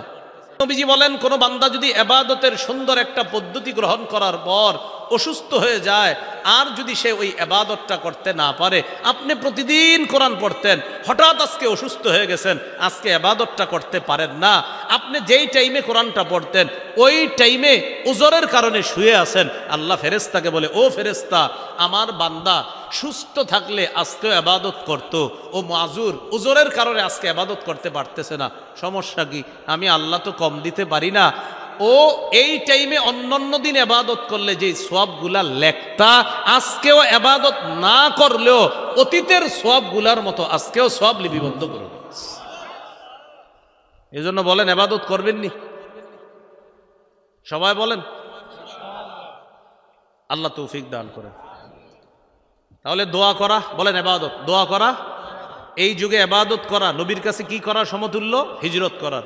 আর আরেকটা জানলাম, নিয়মিত সুন্দর ইবাদত যদি করতে পারি, হঠাৎ অসুস্থ হয়ে গেল, আল্লাহ মায়া করে ওই ইবাদত করাকালীন যে সওয়াবটা আল্লাহ দিতেন, উজরের কারণে শুয়ে আছি, আল্লাহ সওয়াব বন্ধ করবেন না। আরেকটা হাদিস শুনেন, সহিহুল জামে হাদিসের কিতাব 4214 নম্বর হাদিস। এই হাদিসের মধ্যে আসছে, ফাদলুল ইলমি আহাব্বু ইলাইয়া মিন ফাদলিল ইবাদাহ, সাধারণ জনগণের নফল ইবাদতের মর্যাদার চাইতে আলেমের ইলম অন্বেষণের মর্যাদা আমি নবীর কাছে আরো বেশি দামি। সুবহানাল্লাহ। সাধারণ জনগণের নফল ইবাদতের মর্যাদা অনেক বেশি। আলেম ইলম অন্বেষণ করে ঘরে বৈশা বৈশা, এই আলেমের ইলম অন্বেষণের মর্যাদা সাধারণ জনগণের নফল ইবাদতের মর্যাদার চাইতে ক্ষেত্র বিশেষ নবীর কাছে বেশি প্রিয়, বেশি দামি। এটার কারণ কি? একজন আলেমের ইলম অন্বেষণ করার পর, সঠিক বিদ্যা অর্জন করার পর, তার এই সঠিক বিদ্যা একটা জাতির পরিবর্তন হয়, একটা সমাজের পরিবর্তন হয়। এই জন্য আলেমের ইলম অন্বেষণের মর্যাদা, আল্লাহ রাসূল বলেন, সাধারণ জনগণের নফল ইবাদতের মর্যাদার চেয়ে আরো বেশি। কারণ আলেমের এক কথায় একটা জাতির মধ্যে পরিবর্তন এসে যেতে পারে। এটা হলো আলেমের ইলম অন্বেষণের একটা আলাদা পাওয়ার। সঠিক বিদ্যার কারণে একটা জাতিকে আল্লাহ পরিবর্তন করে দেয়। আল্লামা আহমদ শফী রহমতুল্লাহ আলাইহ এক আহ্বানে পুরা বাংলাদেশের মুসলমান এক হয়েছিল কিনা বলে? তাহলে আলেমের ইলম অন্বেষণ ক্ষেত্র বিশেষ, আলেমের মর্যাদা আল্লাহর কাছে অনেক বেশি। তো যাই হোক, এর মানে আপনারা ইবাদত ছেড়ে দিয়ে না। হাদিসের অনুবাদ কি? সাধারণ জনগণের নফল ইবাদতের মর্যাদা, মর্যাদা তো অবশ্যই আছে। তো বলছে আলেমের ইলম অন্বেষণের মর্যাদা, এটাও ইবাদত। সাধারণ জনগণ নফল নামাজ পড়া, এটাও ইবাদত। আলেম ইলম অন্বেষণ করা, এটাও ইবাদত। উভয়টা ইবাদত। নবী বলেন, ক্ষেত্র বিশেষ আলেমের ইলম অন্বেষণ নামক ইবাদত যেটা, এটার মর্যাদা আমার কাছে আরো বেশি। সুবহানাল্লাহ। আল্লাহ আমাদেরকে কথাগুলা মনে রাখার তৌফিক দান করেন। এই হলো হাদিসে ইবাদত সম্পর্কে কিছু গুরুত্বপূর্ণ বিষয় আমরা জানলাম। 1 নম্বর আলোচনা গেল আবিধানিক পারিভাষিক অর্থ। 2 নম্বর আলোচনা গেল পবিত্র কোরআনে ইবাদত গোলামি বা দাসত্ব 2 প্রকার। 3 নম্বর আলোচনা গেল পবিত্র হাদিসে ইবাদতের প্রায়োগিক অর্থ। আমরা 4টি হাদিস থেকে ইবাদত সম্পর্কে কিছু ব্যবহার হাদিস থেকে আমরা জেনে নিলাম। আজকের 4 নম্বর আলোচনা, এটা আমার সাথে একটু বলেন। বলেন, সওয়াব কামাই করার দিক থেকে ইবাদত 2 প্রকার। অর্থাৎ আমরা 2 মাধ্যমে ইবাদত করে সওয়াব কামাই করি। 1, নিজে ইবাদত করে সওয়াব কামাই করি। 2, অন্যের সাহায্যে ইবাদত করে সওয়াব কামাই করি। যেমন ফজরের নামাজের আগে সুন্নত কয় রাকাত? জোহরের আগে, জোহরের পরে, ফজরের আগে 2, জোহরের আগে 4, হলো কত? জোহরের পরে 2 হলো কত? মাগরিবের পরে 2 কত হলো? এশার পরে 2 কত হলো? 12। এই 12 রাকাত সুন্নত কি জামাতে পড়েন না একা একা? একা একা। তাহলে এই সুন্নত একা একা ইবাদত করি, এই ইবাদতের সওয়াবটা আমি নিজে কইরা পাই। সুবহানাল্লাহ। রাসূলুল্লাহ সাল্লাল্লাহু আলাইহি সাল্লাম বলেন, কেউ যদি নিয়মিত 12 রাকাত সুন্নতের পাবন্দি করে, ওয়াজাবাত লাহুল জান্নাহ, আল্লাহ তার জন্য জান্নাত ওয়াজিব করে দেয়, তার জন্য জান্নাত ওয়াজিব হয়ে যায়। নিয়মিত কয় রাকাত সুন্নত পড়ব? ইদানিং কালে আবার নতুন নতুন অনেকে ইসলাম শিখার পর আপনাদের সাধারণ জনগণরা এসে বলে, ভাই সুন্নত না বললে কি গুনাহ হবে? এটা আপনাদেরকে বুঝাবে। এই জাতীয় কথা যারা বলবে আপনার সাথে পাল্টা প্রশ্ন করবেন, ভাই গুনাহ হবে না সওয়াব হবে, এটার আগে আপনার কাছে আমি জানতে চাই, আপনি বলেন আপনার জন্য জান্নাত ওয়াজিব হোক, এটা কি আপনি চান নাকি চান না? এখন বলেন মুসলমান হইলে কি বলবে? জান্নাত ওয়াজিব হোক এটাই চাই, কিন্তু এটা বলবে না কখনো যে জান্নাত ওয়াজিব হোক এটা আমি চাই না। যদি কেউ এসে আপনাকে বলে, ভাই সুন্নত না বললে কি গুনাহ হবে, আপনি এত সুন্নত করেন কেন, আপনি পাল্টা প্রশ্ন করবেন আপনার জান্নাত ওয়াজিব হোক এটা আপনি চান কিনা। যদি বলেন হ্যাঁ, মুসলমান হিসাবে তো হাই বলবে, আর যদি না বলে তাহলে তো আপনি বলবেন, ভাই আপনি যেহেতু নাই বলছেন আপনার সাথে কথা নাই আমার। যদি বলে হ্যাঁ আমি চাই, তাহলে বলবেন তো নিয়মিত 12 রাকাত সুন্নত পড়বেন। হাদিসে আসছে কেউ যদি নিয়মিত 12 রাকাত সুন্নতের পাবন্দি করে ওয়াজাবাত লাহুল জান্নাত, তার জন্য জান্নাত ওয়াজিব হয়ে যায়। তাহলে বলেন সুন্নত সম্পর্কে প্রশ্ন না আমল? বলে না, সুন্নত সম্পর্কে প্রশ্ন হবে না আমল হবে? আমল হবে। মানে অর্থাৎ আপনি যাতে বলেন না আপনি সুন্নত পড়েন না, কিছু হবে না, মানে এরকম একটা অবস্থা। আল্লাহ আমাদেরকে হেফাজত করেন। যারা নিয়মিত সুন্নত ছেড়ে দেয়, সুন্নত ছাড়তে ছাড়তে এক পর্যায়ে ওরা ফরজও ছেড়ে দিবে, মনে রাখবেন। এই জন্য সুন্নতগুলাও গুরুত্ব দিব, ফরজগুলোর তো গুরুত্ব দিতেই হবে, কোনো সন্দেহ নেই। সফরে থাকলে ভিন্ন মাসালা, কিন্তু আপনি যখন কোনো কাজ কর্ম নাই, সফরে নাই, তখন আপনি এই মাসালা, এই প্রশ্ন কেন জিজ্ঞাসা করেন, ভাই সুন্নত কি পড়তেই হবে? আমি জানতে চাই আপনি সুন্নতটা না পড়া করবেনটা কি সেটা বলেন। আপনি এত কি কাজ আছে যে আপনি সুন্নত পড়বেন না? এটা আইসা জিজ্ঞাসা কখন ইমাম সাহেবরে, আপনার 1টা বাজার 10 মিনিট আগে, জামাত হলো 1:30টায়, মানে জামাতের এখনো 40 মিনিট বাকি আছে। ওই টাইমে আইসা কয় হুজুর সুন্নত না বললে কি কিচ্ছু হবে? আরে ভাই 40 মিনিট তো এখনো আছে, আপনি কি করবেন সেটা বলেন। কিছু করবে না, উনি ফিতনা করবে এলাকায়, এটাই উদ্দেশ্য। তাহলে সব কামাই করার দিক থেকে ইবাদত কয় প্রকার? 1 নাম্বার নিজে ইবাদত করে সব কামাই করা, যেমন সুন্নত নামাজগুলা পড়া। রাসূলুল্লাহ সাল্লাল্লাহু আলাইহি সাল্লাম বলেন, কেউ যদি নিয়মিত 12 রাকাত সুন্নতের যত্ন নেয়, ওয়াজাবাত লাহুল জান্নাত, তার জন্য জান্নাত ওয়াজিব হয়ে যায়। 2 নাম্বার অন্যের সাহায্যে ইবাদত করে সওয়াব কামাই করা, যেমন জামাতের সাথে নামাজ পড়া। জামাতের সাথে নামাজ একা পড়া যায় না, কমপক্ষে দুইজন লাগে। এই জন্য জামাতের সাথে নামাজ পড়া, এটা হলো অন্যের সাহায্যে ইবাদত। রাসূলুল্লাহ সাল্লাল্লাহু আলাইহি সাল্লাম বলেন, একাকী নামাজ পড়ার চাইতে জামাতে নামাজ পড়লে 27 গুণ বেশি সওয়াব আল্লাহ দান করেন।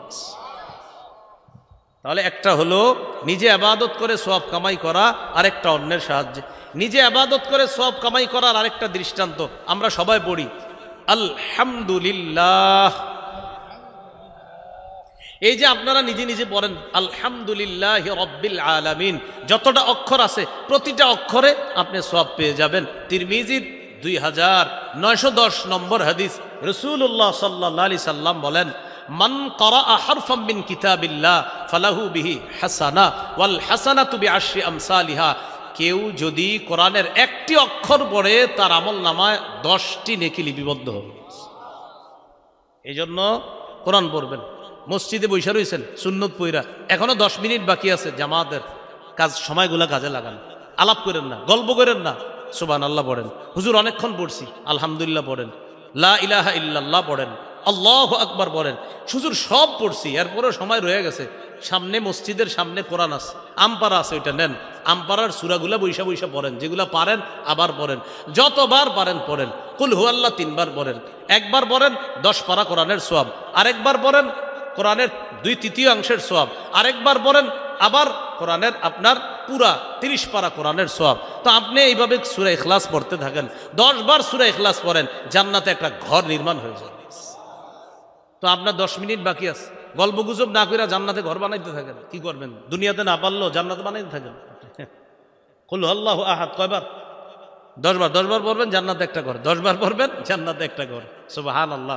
এই জন্য মাঝে মাঝে 10 তলা 20 তলার দিকে যখন দুনিয়াতে তাকাইবেন, তাকানোর পর মনের মধ্যে যখন আফসোস আসবে, 10 তলা বিল্ডিংটা যদি আমার হইতো, সাথে সাথে 10 বার সূরা ইখলাস পড়বেন, পইরা 10 তলার দিকে তাকায় বলবেন, তুমি 10 তলা তো কি হইছে, আমিও জান্নাতে একটা বানাইছি।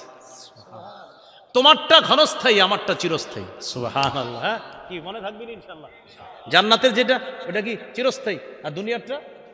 তো যখন দেখবেন বড় বড় বাড়ির দিকে তাকায় মনে আফসোস আসে, তখন কি করবেন? আর আউযুবিল্লাহ বিসমিল্লাহ পইরা কুল হুয়াল্লাহ 10 বার পইরা তখন মনে মনে বলবেন এটা ক্ষণস্থায়ী, আমি যেটা নির্মাণ করেছি ইনশাআল্লাহ আমি যদি আল্লাহর কাছে সেটা পেয়ে যাই সেটা হবে চিরস্থায়ী। সুবহানাল্লাহ। সময়গুলো কাজে লাগাবো তো ইনশাআল্লাহ। তাহলে নিজে ইবাদত করে সওয়াব কামাই করা, আর একটা অন্যের সাহায্যে ইবাদত করে সওয়াব কামাই করা। অন্যের সাহায্যে ইবাদত করে সওয়াব কামাই, যেমন আরেকটা দৃষ্টান্ত সহিহ বুখারীর বর্ণনা 5353 নম্বর হাদিস।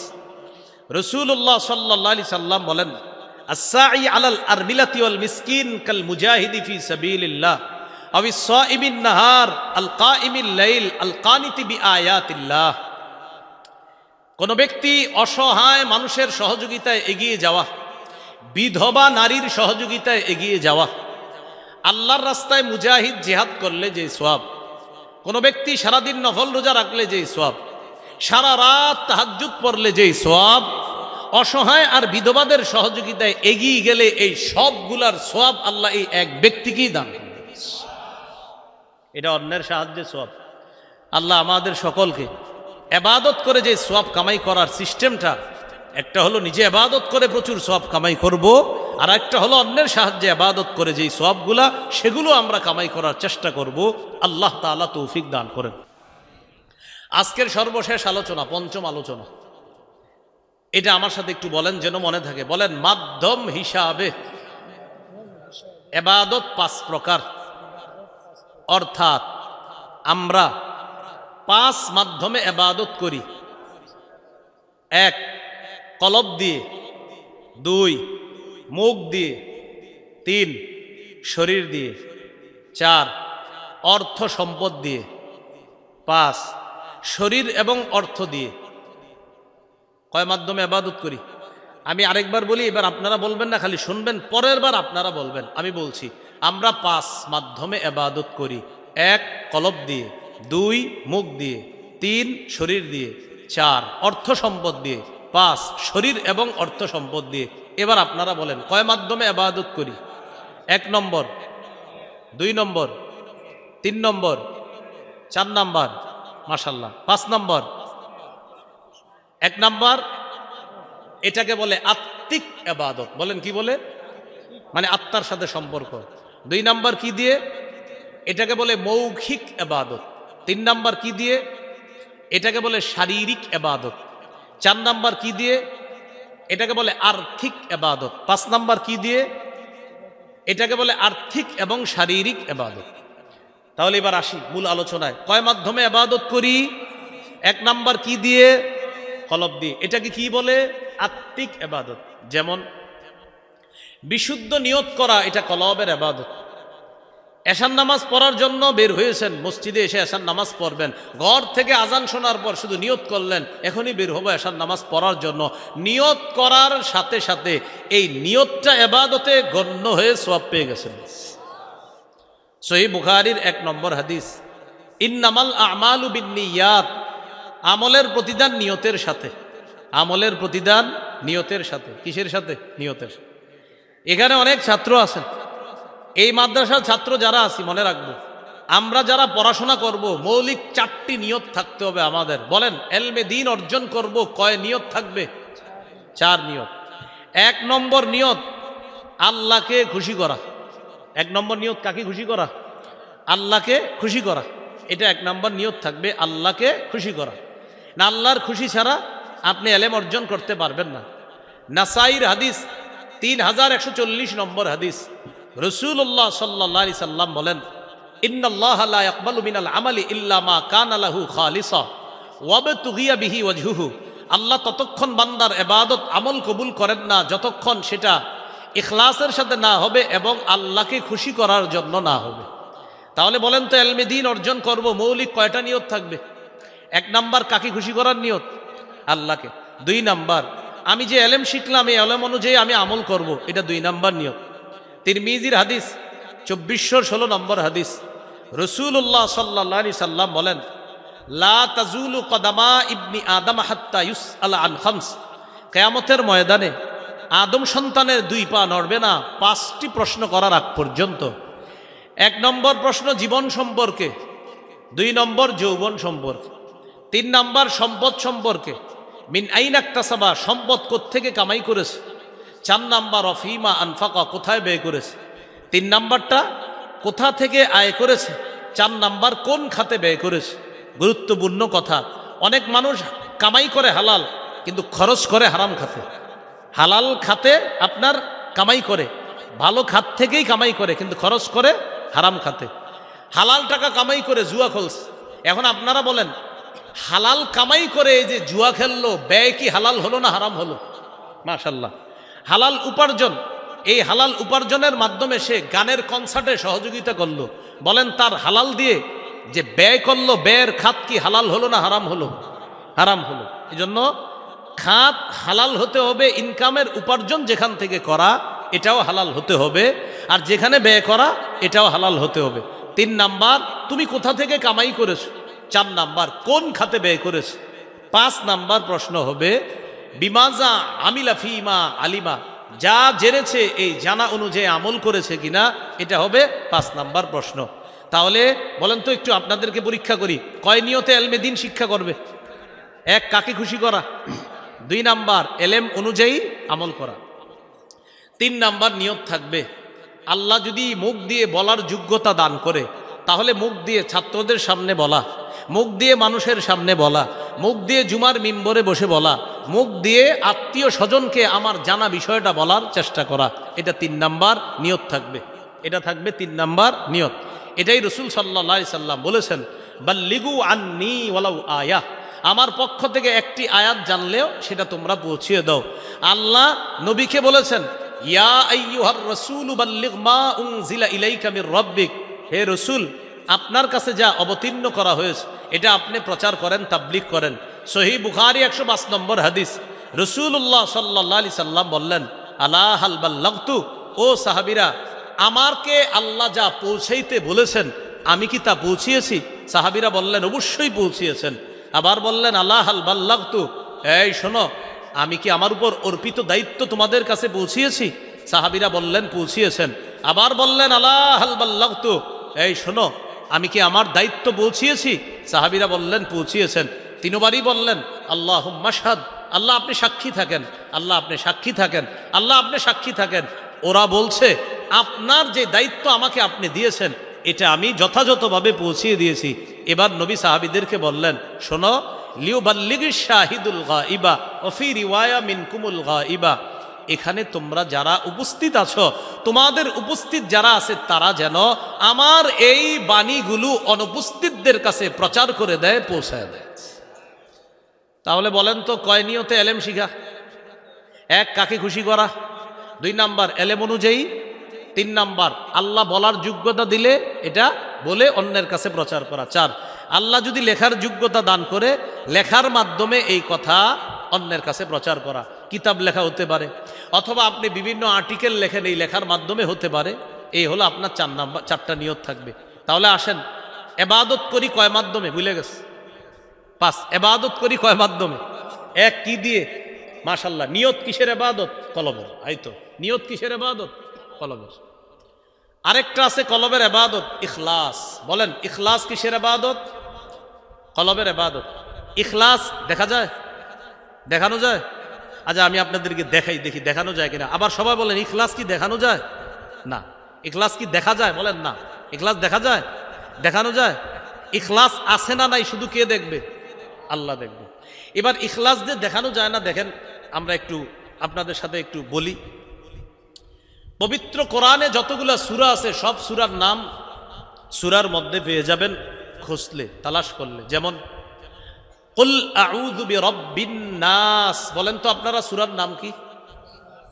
কুল আউযু বিরাব্বিল ফালাক, সূরার নাম কি? তাহলে নাম ফালাক, সূরার মধ্যে ফালাক আছে কিনা? মাশাআল্লাহ। তাব্বাত ইয়াদা আবি লাহাব, সূরার নাম কি? লাহাব আসেনি সূরায়? আচ্ছা। ইযা জাআ নাসরুল্লাহি ওয়াল ফাতহ, সূরার নাম কি? নাসর আসেনি? কুল ইয়া আইয়ুহাল কাফিরুন, সূরার নাম? সূরার মধ্যে কাফিরুন আছে? আচ্ছা। ইন্না আ'তাইনাকাল কাউসার, সূরার নাম? আরাআইতাল্লাযী ইউকাযযিবু বিদ্দীন, শেষ আয়াত হলো ওয়ায়ামনাউনাল মাউন, সূরার নাম? লিইলাফি কুরাইশ, সূরার নাম? আলাম তারা কাইফা ফাআলা রাব্বুকা বিআসহাবিল, সূরার নাম, সূরার মধ্যে ফিল আসেনি, একটা সূরা আমি থুয়ে গেছি। কোনটা? হ্যাঁ বলেন সবাই কি?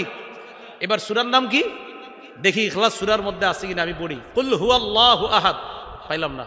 আল্লাহুস সামাদ, লাম ইয়ালিদ ওয়া লাম ইউলাদ ওয়া লাম ইয়াকুল লাহু কুফুয়ান আহাদ। কই?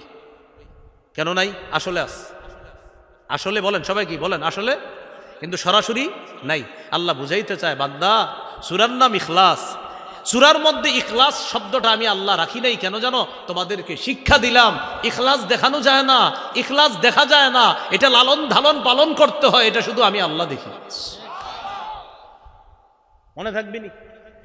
আপনাদের কিন্তু খুব সুন্দর একটা জিনিস শিখিয়ে দিছি, ইখলাস এটা দেখা যায় না, এটা দেখানো যায় না, তো আল্লাহ শিখিয়ে দিলেন সূরার নাম ইখলাস।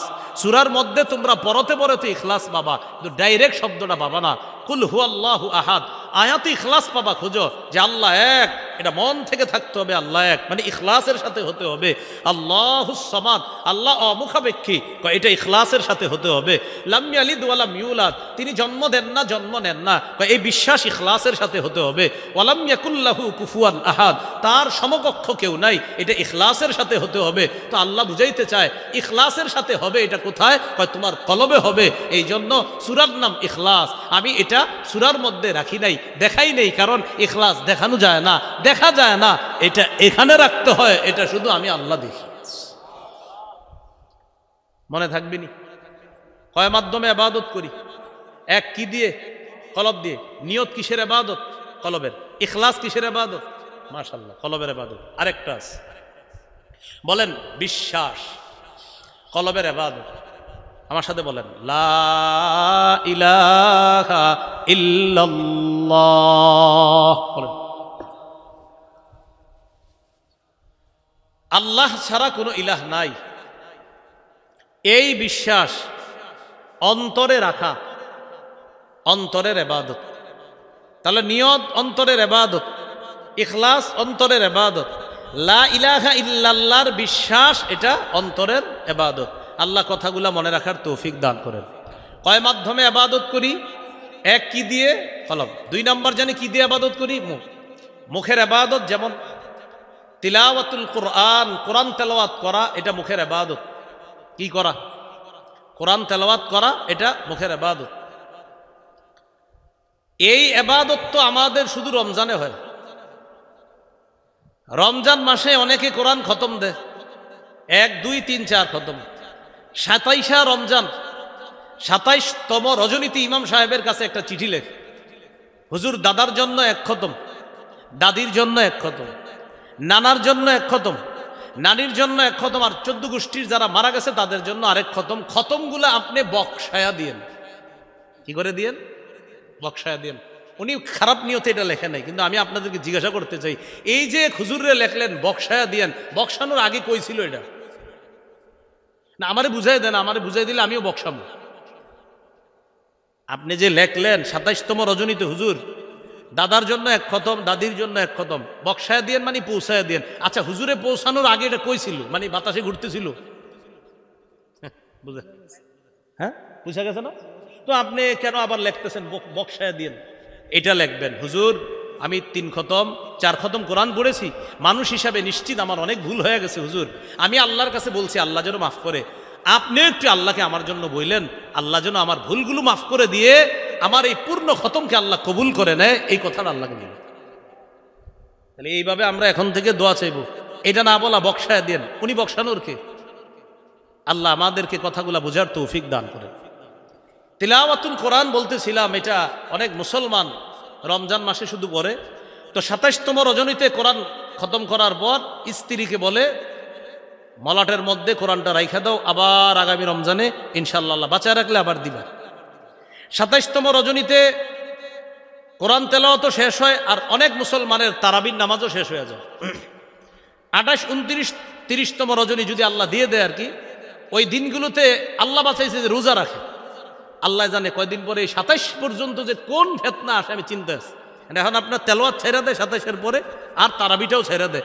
কবে থেকে মানুষ এটা নিয়ে আবার বইলা ফেলে আল্লাহ হেফাজত করুক যে 27তম রোজা রাখছি, তারপরে এখন আপনারা বলেন 27তম রোজার পরে তারাবি আসেনি আরো, তো পরে ওই পরের দিনেই 27তম রজনীতে মসজিদ ভৈরা মাঠেও মুসল্লি, 28তম রজনীতে 1.5 কাতার। কোথায় গতকালকের মুসল্লিরা কোথায় গেল? তো ভাই এই ভুলগুলা করেন না, তারাবি পড়বেন। রমজান মাস যতদিন রাখছে আল্লাহ ততদিন তারাবি। আল্লাহ আমাদেরকে মনে রাখার তৌফিক দান করেন। আসি তিলাওয়াতুল কোরআন, প্রতিদিন কোরআন তেলাওয়াত করবেন। আমি সহ আমরা সবাই প্রতিদিন 3টি কাজ ছাড়বো না মরা পর্যন্ত। বলেন কয়টি? বলেন কোরআন তেলাওয়াত, 5 ওয়াক্ত নামাজ, সাধ্য অনুযায়ী দান সদকা। আবার কোরআন তেলাওয়াত, 5 ওয়াক্ত নামাজ, সাধ্য অনুযায়ী দান সদকা। এই 3টি আমল বলেন কেউ যদি নিয়মিত করে, সে আল্লাহর সাথে এমন ব্যবসা করবে যেই ব্যবসায় কোনো লস নাই, শুধু লাভ আর লাভ। বলেন তো লাভজনক ব্যবসা প্রতিদিন কয় আমল? 3 আমল, কোরআন তেলাওয়াত, 5 ওয়াক্ত নামাজ, সাধ্য অনুযায়ী দান সদকা। সূরা ফাতির 30-31 নম্বর আয়াতে আল্লাহ বলেন, ইন্নাল্লাযীনা ইয়াতলুনা কিতাবাল্লাহ ওয়া আকামুস সালাহ ওয়া আনফাকু মিম্মা রাযাকনাহুম সিররাও ওয়া আলানিয়াহ ইয়ারজুনা তিজারাতাল লান তাবুর। যারা নিয়মিত কোরআন তেলাওয়াত করবে এবং 5 ওয়াক্ত সালাত আদায় করবে এবং আল্লাহর দেয়া রিজিক থেকে গোপনে প্রকাশ্যে দান করবে, ইয়ারজুনা তিজারা, তারা এমন ব্যবসার আশা করে, লান তাবুর, যে ব্যবসা কখনো ধ্বংস হবে না, লাভ আর লাভ। এজন্য পদ্ধতিটা এভাবে করবেন, প্রতিদিন ফজর দিয়ে আপনার সকাল শুরু হবে, ফজরের পর কোরআন তেলাওয়াত করবেন। এরপর যখন অফিসে যাবেন, চাকরিতে যাবেন, কাজে যাবেন, যাওয়ার সময় সাধ্য অনুযায়ী 2, 5, 10 টাকা যা পারেন দান করে এই 3টি আমল নিয়মিত করবো ইনশাআল্লাহ। তাহলে 2 নম্বর মৌখিক ইবাদত। মৌখিক ইবাদতের মধ্যে একটা ইবাদত হলো তিলাওয়াতুল কোরআন, কোরআন তেলাওয়াত করা। করবনি নিয়মিত ইনশাআল্লাহ। আল্লাহ তাআলা মৌখিক ইবাদত আরেকটা জিকরুল্লাহ, আল্লাহর জিকির করা। রাসূলুল্লাহ সাল্লাল্লাহু আলাইহি সাল্লাম বলেন, আহাব্বুল কালামি ইলাল্লাহি আরবা, আল্লাহর কাছে 4টি কথা সবচেয়ে পছন্দের। 1 নম্বর সুবহানাল্লাহ, 2 নম্বর আলহামদুলিল্লাহ, 3 নম্বর লা ইলাহা ইল্লাল্লাহ, 4 নম্বর আল্লাহু আকবার। এই 4টার মধ্যে সবচেয়ে শ্রেষ্ঠ হলো আফজলুজ যিকরি লা ইলাহা ইল্লাল্লাহ, আল্লাহর কাছে সবচাইতে শ্রেষ্ঠ জিকির লা ইলাহা ইল্লাল্লাহ। তিরমিজির হাদিস 3592 নম্বর হাদিস। রাসূলুল্লাহ সাল্লাল্লাহু আলাইহি সাল্লাম বলেন, মা ক্বালা আবদুন ক্বাত্তু লা ইলাহা ইল্লাল্লাহ খালিসান মুখলিসান, কোন ব্যক্তি যদি ইখলাসের সাথে একবার পড়ে লা ইলাহা ইল্লাল্লাহ, ইল্লা ফুতিহাত লাহু আবওয়াবুস সামাই হাত্তা তুফজিয়া ইলাল আরশ, আসমানের সবগুলা দরজা খুলে দেওয়া হয় তার লা ইলাহা ইল্লাল্লাহ যেন আরশ পর্যন্ত পৌঁছে যায়। তাহলে বলেন আমরা কয় মাধ্যমে ইবাদত করছি? এদিকে তাকায় সবাই, ইনশাআল্লাহ শেষ করে দিচ্ছি, কিছুক্ষণের মধ্যে ইনশাআল্লাহ শেষ করে দিব। আমরা 5 মাধ্যমে ইবাদত করি। 1 নাম্বার কলব দিয়ে, 2 নাম্বার আমরা মুখ দিয়ে ইবাদত করি। মৌখিক ইবাদত একটা হলো তিলাওয়াতুল কোরআন, আরেকটা হলো জিকরুল্লাহ, আল্লাহর জিকির করা। মৌখিক ইবাদত আরেকটা, সেটা হলো সত্য কথা বলা। কি কথা বলা? হ্যাঁ বলেন সবাই, কি বলা? সত্য কথা বলা। এই বিষয়টার অভাব সবার মধ্যে আছে। এই জামানায় কেউ যদি আবু বকর সিদ্দিক রাদিয়াল্লাহু তাআলা আনহুর মতো সিদ্দিক, এই যে সিদ্দিক উপাধিটা, এই উপাধি এই জামানায় যদি কেউ পেতে চায়, বুখারীর বর্ণনা, রাসূল সাল্লাল্লাহু আলাইহি সাল্লাম বলেন, কোন ব্যক্তি যদি নিয়মিত সত্য কথা বলে, সকাল বিকাল উঠতে বসতে সত্য কথা বলে, হাত্তা ইউকতাবা ইনদাল্লাহি ওয়া ফি রিওয়ায়া ইয়াকুনা ইনদাল্লাহি সিদ্দিকা, আল্লাহর খাতায় তার নামটা সিদ্দিক বলে লিপিবদ্ধ হয়ে যায়। তাহলে এই যুগেও সিদ্দিক হওয়ার সুযোগ আছে। এই জন্য জবান নিয়ন্ত্রণ করা। সহিহ বুখারীর বর্ণনা, রাসূল সাল্লাল্লাহু আলাইহি সাল্লাম বলেন, মান কানা ইউমিনু বিল্লাহি ওয়াল ইয়াউমিল আখির ফালইয়াকুল খায়রা আও লিয়াসমুত, যে ব্যক্তি আল্লাহর আখিরাতকে বিশ্বাস করে সে যেন বললে উত্তম কথা বলে অথবা চুপ থাকে। এই জন্য আমরা সবাই একটু প্র্যাকটিস করি। বলেন, বললে ভালো বলবো, না পারলে চুপ থাকবো, চুপ থাকতে না পারলে ঘুমায়া থাকবো। বললে ভালো কথা বলবেন। এই সামনে একটা সময় আসতেছে আমাদের দেশে, হুদাই আপনার মঞ্চে বসে কিছু কই, এই কিছুদিন পরে এরকম একটা পরিস্থিতি আমাদের দেশে আসবে, মানে আপনার ইবলিস খালি খোঁচাবে, তুইও ক কিছু। তো আপনার যখন এরকম মুখ খালি চলতে চাইবে, মানে খালি মুখ উল্টা পাল্টা বলতে চাইবে, আপনি তখন বলবেন, ইবলিস তুমি আমার সাথে ঝামেলা করো না, আল্লাহুম্মা বিসমিকা আমুতু ওয়া আহইয়া। আপনি বললে সত্য কথা বলবেন, না পারলে চুপ থাকবেন। আর যদি এটাও না পারেন, ইবলিসের বলবেন ঝামেলা করবা না, আল্লাহুম্মা বিসমিকা আমুতু ওয়া আহইয়া। আর টেনশন নেই, ঘুমায় যাবে। এই জন্য হাদিসে আসছে মান সামাতা নাজা, চুপ থাকবে সে নাজাত পেয়ে যাবে। তাহলে 5 মাধ্যমে ইবাদত করি। 1 নাম্বার কলব দিয়ে, 2 নাম্বার মুখ দিয়ে ইবাদত করি, 3 নম্বর শরীর দিয়ে ইবাদত করি। এটাকে বলে শারীরিক ইবাদত। শারীরিক ইবাদতের মধ্যে শ্রেষ্ঠ ইবাদত নামাজ। আমার সাথে একটা কথা বলেন, তারপর নামাজ সম্পর্কে একটি হাদিস শোনাচ্ছি। বলেন, হাজারো ব্যস্ততার মাঝে একটি কাজ সর্বাধিক গুরুত্ব দিব, নামাজ। আবার হাজারো ব্যস্ততার মাঝে একটি কাজ সর্বাধিক গুরুত্ব দিব, নামাজ। ছাত্র ভাই যারা আছেন, পড়ার টেবিলের সামনে এটা লিখে রাখবেন যে আমার হাজারো ব্যস্ততার মাঝে একটি কাজ সবচেয়ে গুরুত্ব দিতে হবে, নামাজ। অফিসে যারা চাকরি করেন, আপনার চেয়ারটা যেখানে আছে সামনে লিখে রাখবেন, হাজারো ব্যস্ততার মাঝে একটি কাজ কখনো ভুলে যেও না, সেটা হলো নামাজ। আল্লাহ তাআলা হাদিসে কুদসির মধ্যে বলেন, তাফাররাগ লিইবাদাতি, আমার ইবাদতের জন্য একটু সময় বের করো বান্দা। আমলা সদরকা গিনা, আমি তোমার অন্তর ধনাঢ্যতায় পরিপূর্ণ করে দিব। ওয়া আসুদ্দা ফাকরাক, আমি তোমার দারিদ্রতা দূর করে দিব। তাহলে হাজারো ব্যস্ততার মাঝে সবচেয়ে গুরুত্ব দিব একটি কাজ, সেটা হলো কি? মনে থাকবে তো ইনশাআল্লাহ? রাসূলুল্লাহ সাল্লাল্লাহু আলাইহি সাল্লাম বলেন, আরাআইতুম লাউ আন্না নাহরান বিবাবি আহাদিকুম ইয়াগতাসিলু ফীহি কুল্লা ইয়াউমিন 5 মাররাত। আচ্ছা, তোমাদের কারো বাড়ির সামনে একটা পুকুর আছে, ওই পুকুরে কোনো ব্যক্তি দৈনিক 5 বার গোসল করে। বলো তো তোমরা, হাল ইয়াবকা মিন দারানিহি শাইউন, ওই ব্যক্তির শরীরে কোনো ময়লা থাকবে? এক ব্যক্তির বাড়ির সামনে একটা পুকুর আছে, বাড়ির মালিক ওই পুকুরে দৈনিক 5 বার গোসল করে। সাহাবীদেরকে রাসূলুল্লাহ সাল্লাল্লাহু আলাইহি সাল্লাম জিজ্ঞাসা করলেন, বলো তোমরা তার শরীরে কোনো ময়লা থাকবে? সাহাবীরা বললেন, লা ইয়াবকা মিন দারানিহি শাইউন, তার শরীরে কোনো নাপাকি থাকবে না। রাসূলুল্লাহ সাল্লাল্লাহু আলাইহি সাল্লাম বললেন, ফাযালিকা মিথলুস সালাওয়াতিল খামস ইয়ামহুল্লাহু বিহিন্নাল খাতায়া, যেমনি ভাবে দৈনিক 5 বার কোনো ব্যক্তি গোসল করলে তার শরীরে কোনো ময়লা অবশিষ্ট থাকে না, নিয়মিত কেউ যদি 5 ওয়াক্ত সালাত আদায় করে, আল্লাহ তাআলা তার গুনাহগুলা ধুয়ে মুছে সাফ করে দেন। তাহলে হাজারো ব্যস্ততার মাঝে একটি শারীরিক ইবাদত সবচেয়ে গুরুত্ব দেওয়া, এটার নাম কি? নামাজ। মনে থাকবেন ইনশাআল্লাহ। মাইকম্যান ভাই যারা আছেন, কই মাইকম্যান ভাই, নামাজ পড়েননি ডেলি? হ্যাঁ, আপনি যে এত মাহফিল করেন, এই যে প্রতিদিন মাহফিল করেন, কিছুদিন পরে তো ডেলি মাহফিল করবেন। শ্রোতাদের চেয়ে মাহফিল বেশি শুনে কে? মাইকম্যান। কি ঠিক নেই? তো মাইকম্যান ভাই, আমরা বলি না যে উনি নামাজ পড়ে না, আমরা আশাবাদী পড়ে। আপনার মালিককে বলবেন নিয়মিত যেন আপনাদেরকে নামাজ পড়ায়। না মাইক ঠিক আছে, মাইক সমস্যা নেই, আপনি মাইকে সমস্যা নেই, আপনি নামাজ পড়বেন ডেলি। বলেন ইনশাআল্লাহ, এই সবাইরে বলেন ইনশাআল্লাহ। নামাজ ডেলি পড়লে আল্লাহ বরকত দিবে। এই মাইক ব্যবসায় আল্লাহ বরকত দিবে। ডেলি নামাজ পড়বেন। আপনার মালিককে বলবেন নামাজের সুযোগ দিতে ডেলি। ফজরের সময় কি করেন? ঘুমায়া থাকেন। এই যে এইখানে তো ঘুমায়া থাকেন অনেক সময়, তো এইখানে ঘুমায়া থাকলেন, হুজুররা যারা আছেন ফজরের সময় ডাক দিয়ে দিবেন। মাইকম্যানরা দেখবেন ফজরের সময় ওরা এইগুলার জন্য ঘুমায়া থাকে, এইখানেই ঘুমায়া থাকে, এদেরকে ডাইকা নামাজ পড়ানো।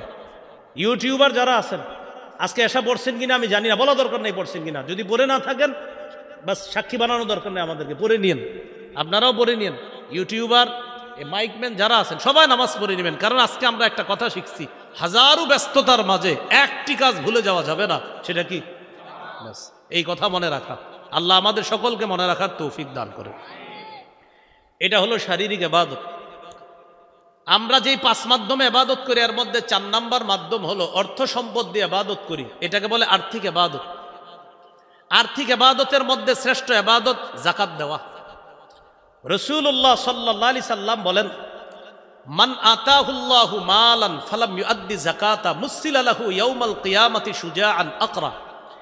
যেই ব্যক্তিকে আল্লাহ সম্পদ দান করেছেন আর সে যাকাত তার উপর ফরজ হওয়া সত্ত্বেও যদি সে যাকাত না দেয়, তার এই অনাদায়ী যাকাতযোগ্য যেই সম্পদ যেটা সে আদায় করেনি, এটাকে বিষধর সাপে রূপান্তরিত করা হবে। এই সাপ তার পা থেকে পেঁচায়া তার মুখ বরাবর এসে ফনা দিয়ে বলবে, আনা কানজুকা আনা মালুকা, আমি তোমার সেই সঞ্চিত সম্পদ যেটার জাকাত তুমি আদায় করনি।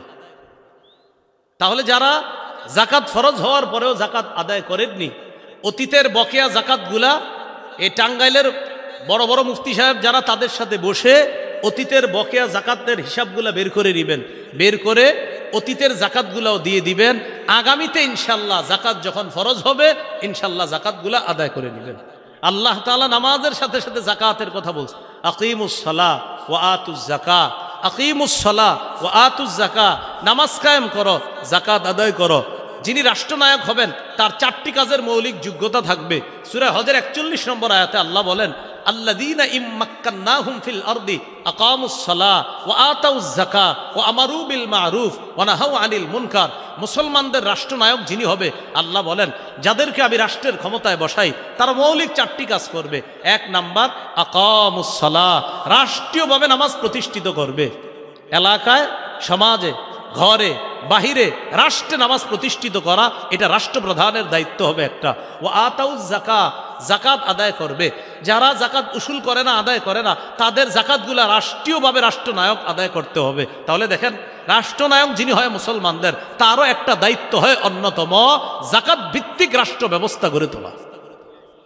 কি ভিত্তিক বলেন? কি ভিত্তিক বলেন আমার সাথে? সুদ ভিত্তিক রাষ্ট্র ব্যবস্থার শেষ পরিণতি ভিক্ষা।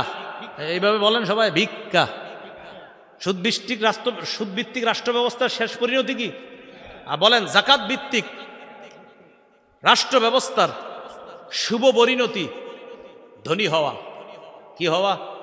বলেন সুদে ফকির আরো ফকির হয়, জাকাতে হাজারো ফকির ধনী হয়। কেন না বলেন? সুদের অর্থ মূলধন সহ ফেরত দিতে হয়, জাকাত ফেরত দিতে হয় না।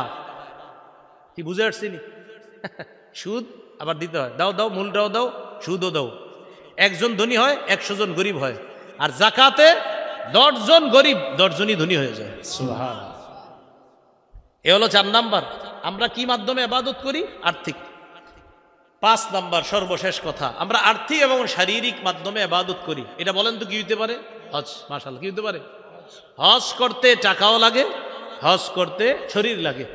রাসূলুল্লাহ সাল্লাল্লাহু আলাইহি সাল্লাম বলেন, মান হাজ্জা লিল্লাহ, যে ব্যক্তি আল্লাহর জন্য হজ করলো, এই হজের মধ্যে গিয়ে ফালাম ইয়ারফুস ওয়ালাম ইয়াফসুক, ওই ব্যক্তি অশ্লীল কথা বলে না, অশ্লীল কাজকর্ম করে না। রাজাআ কায়াউমিন ওয়ালাদাতহু উম্মুহু, সে হজ থেকে এমন ভাবে ফিরে আসলো যেন তার মা আজকে তাকে জন্ম দিল। যার উপর হজ ফরজ, সে যদি টানা 5 বছর হজ না করে, আল্লাহ তাআলা হাদিসে কুদসির মধ্যে বলেন, ইন্না আবদান সাহহাতু লাহু জিসমা, এক ব্যক্তির শরীর আমি ভালো রাখলাম। ওয়াসাতু আলাইহি ফিল মাঈশা, আবার তাকে আমি অর্থনৈতিক সক্ষমতা দান করলাম। তামজি আলাইহি খামসাতু আওয়াম, এইভাবে তার উপর 5টি বছর অতিবাহিত হয়ে গিয়েছে। লা ইয়াফিদু ইলাইয়া, সে আমার কাছে আসলো না। লা মাহরুম, সে বঞ্চিত হবে, সে হতবাগা।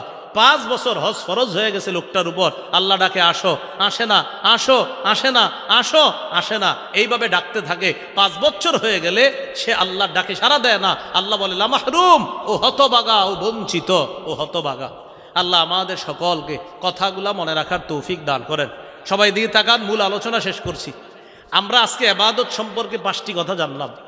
1 নাম্বার আবিধানিক পারিভাষিক অর্থ। ইবাদতের আবিধানিক অর্থ নত হওয়া, বিনয় হওয়া। পারিভাষিক অর্থ একটু মন দেন, অনেকে নতুন করে আসছেন। আমরা প্রকাশ্যে যা করি, যা বলি, গোপনে যা করি, যা বলি, এটা যদি আল্লাহ পছন্দ করেন, এটা ইবাদত। 2 নাম্বার, পবিত্র কোরআনে মৌলিকভাবে দাসত্ব 2 প্রকার। 1 সাধারণ দাসত্ব, 2 মৌলিক বিশেষ দাসত্ব। সাধারণ দাসত্বে সবাই অন্তর্ভুক্ত, বিশেষ দাসত্বে শুধু মুমিনরা অন্তর্ভুক্ত। আল্লাহ আমাদেরকে বিশেষ দাস হওয়ার তৌফিক দান করেন। 3 নাম্বার, হাদিসে ইবাদত, দোয়া করা জানি কি? মাশাআল্লাহ। এই যুগে ইবাদত করা নবীর কাছে কি করার সমতুল্য? এই যুগে এক উম্মতের ইবাদত কয়জনের সওয়াব? মাশাআল্লাহ। কোন ব্যক্তি ইবাদতের সুন্দর পদ্ধতি গ্রহণ করছে, ডেলি করে, হঠাৎ অসুস্থ হয়ে গেছে, আজকে আর সওয়াব পাবে না। মাশাআল্লাহ, আজকেও সওয়াবটা আল্লাহ দান করবেন। আলেমের এলেম অন্বেষণ ইবাদত, বলেন আলেমের এলেম অন্বেষণ।